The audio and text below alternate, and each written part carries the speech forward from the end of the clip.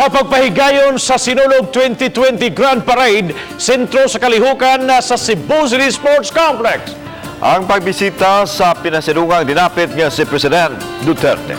Grabe usab kahigpit ang seguridad. Pipila ka oras sa wapa maabot ang presidente. Si Nico Sereno sa report.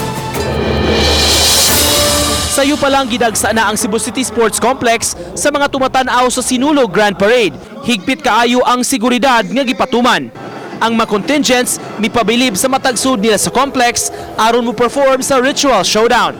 Bigay todo sa ilang pasundayag sa nagkalain-laing konsepto ug tema. Pagkahapon, mas gihigpitan ang seguridad tungod sa espesyal nga bisita.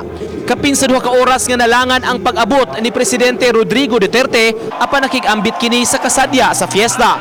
Nitanaw siya sa pasundayag sa 2 ka mga contingents, lakip na ang Siloy Alcoy Festival kundiin lead dancer si Governor Gwen Garcia. Sukad pagkagobernador na anda ni Garcia musayaw sa Sinulog agi og paghalad sa balaang bata. Honor nako to be a part of the much-awaited world-famous event. Dako kayo masalamat, Mr. President,